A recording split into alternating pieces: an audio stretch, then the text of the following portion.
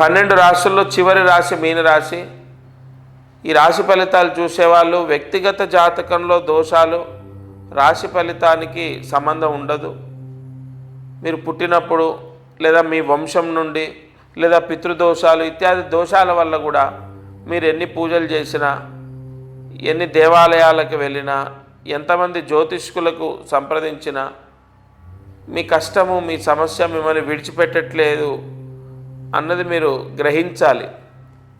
ఎందుకంటే ఈ రాశి ఫలితాలకు సంబంధించి కాదది, లగ్నానికి, జన్మ లగ్నానికి, ఆరూఢ లగ్నానికి సంబంధించి ఉంటుంది. కాబట్టి అది ఎలా మనం తెలుసుకోవాలి అంటే మీ జాతకాన్ని మీరు చూపించాలి. తద్వారా మీకు సమస్య పూర్తిగా విముక్తి అయ్యే పరిహారాన్ని నేను చెప్తాను. ప్రస్తుతము మీనరాశి వారికి ఏలినాటి శని దోషం ఎక్కువగా ఉంది, గురుబలం తక్కువగా ఉంది.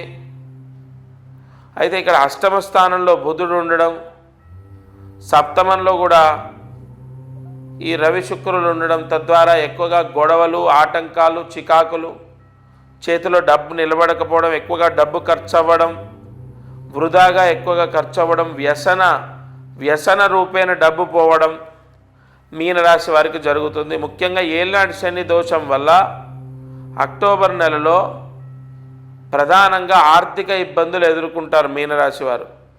అవ్వాల్సిన పనులు అవ్వక డిలే అవుతూ ఉంటాయి.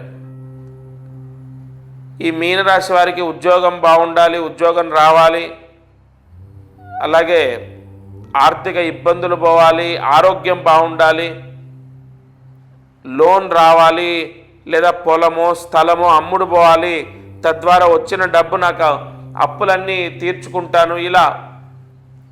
అయితే మీరు ఒక రెమెడీ చేయండి. అక్టోబర్ నెలలో మీకు చాలా చాలా చాలా కలిసి వచ్చే రెమెడీ ఇది.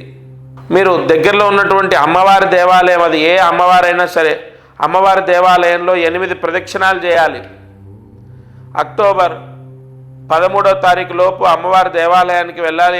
8 ప్రదక్షిణాలు చేసి 1 కేజీ కుంకుమ, మెరూన్ కలర్లో ఉన్న కుంకుమ దానం చేయండి ఆ గుడిలో అర్చకుడికి.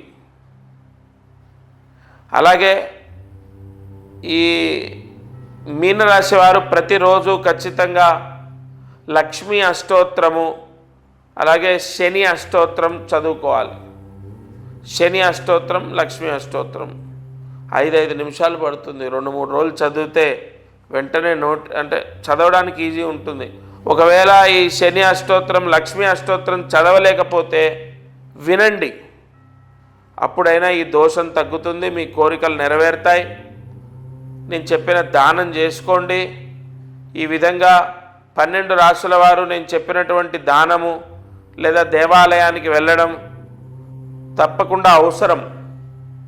ప్రతి నెల ఈ ఛానల్లో రాశి ఫలితాలు చెప్పడమే కాకుండా ఏ విధమైన పరిహారం చేసుకోవాలి, చాలా సులువైన పరిహారాలు ఈ ఛానల్ ద్వారా మీకు అందిస్తున్నాను. 12 రాశుల వారు నేను చెప్పిన ఈ రాశి ఫలితాలు వినండి. విని నేను చెప్పినట్టుగా మీ రాశి ఏదో తెలుసుకునే దానికి తగిన దాన ధర్మాలు ఇత్యాది పుణ్యక్రతువులను ఆచరించి గ్రహ దోషాలు తొలగించుకోండి.